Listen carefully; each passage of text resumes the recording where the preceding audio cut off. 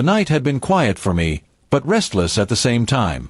My fiancée, Claire, was out with her friends for her bachelorette party. I trusted her completely, or at least I thought I did. I sat down at my desk and opened my laptop to distract myself with some work, but instead, I was hit with something that froze my entire body. One of her friends had accidentally gone live on social media, and the video appeared right there in my feed. What I saw wasn't laughter or silly party games. It was Claire in the middle of the chaos, sitting too close to a man who was very clearly not me. At first, I told myself it must be a misunderstanding. Maybe it was a prank, maybe she was just caught in the wrong angle. But the longer I stared, the clearer the betrayal became. She wasn't just sitting with him, she was leaning on him, kissing him, completely forgetting the vows we were just days away from making. My stomach turned. My heart hammered so loudly that it drowned out every other sound. I wanted to slam the laptop shut, to deny what I had just seen, but I couldn't. The video was live, raw, unfiltered proof. Her friends were laughing, encouraging her recklessness, and not one of them stopped her.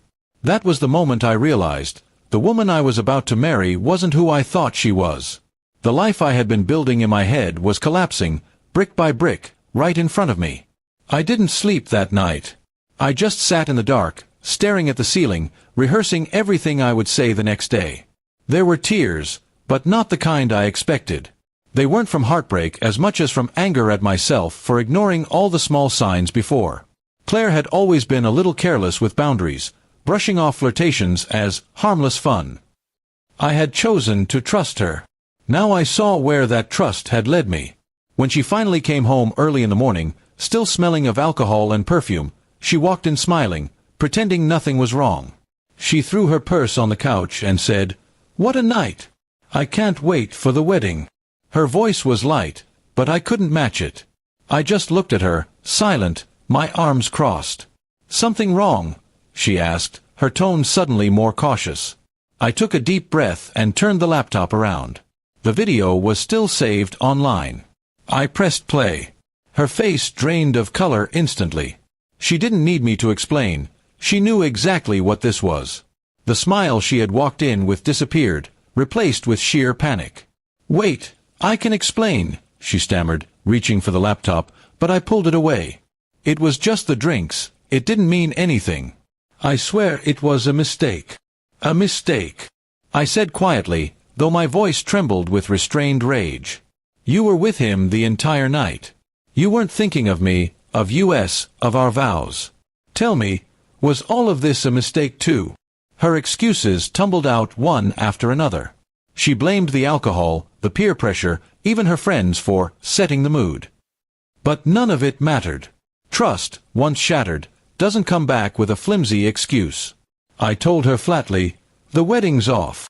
She broke down crying, dropping to her knees and begging me not to do this. She said she loved me, that she didn't want to lose me. But I saw her love in that live video. It was for her thrill, her impulses, not for me.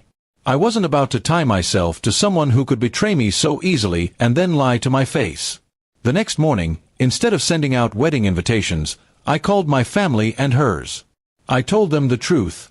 Not in detail, but enough. The wedding was cancelled because she wasn't faithful. Her parents were shocked and embarrassed, but they couldn't defend her when the proof was still circulating online. My family, though heartbroken for me, stood firmly by my side. Claire tried everything. Calls, texts, even showing up at my door, but I refused to let her in. Every time I looked at her, I didn't see the woman I once loved. I saw the betrayal, the broken promises, the humiliation she caused me. She had chosen her path the moment she leaned into that stranger's arms. Days later, her friends reached out to me, trying to smooth things over, saying, "It was just a party, you're overreacting." That only fueled my anger. If they thought betrayal could be brushed off as a wild night, then they didn't understand love or commitment at all. They weren't losing their future, I was. And I wasn't about to sacrifice my self-respect for their definition of fun. As the news spread, whispers followed her everywhere. People who had admired our relationship now looked at her with disappointment. The consequences she faced weren't just losing me, they were losing her dignity, her image, her carefully built narrative of being the perfect bride. I moved on slowly, but with a sense of relief. The pain was sharp, but I knew it was better to face it now than years later with a marriage built on lies. Claire had taught me the hardest lesson in the cruelest way. Love without loyalty means nothing. And while she faced the weight of her choices, I walked away free, with my head held high. That morning, when I ended it, she learned the cost of betrayal. She lost not just a wedding, but a future with someone who truly loved her. And I learned that sometimes, the worst night of your life can save you from a lifetime of regret.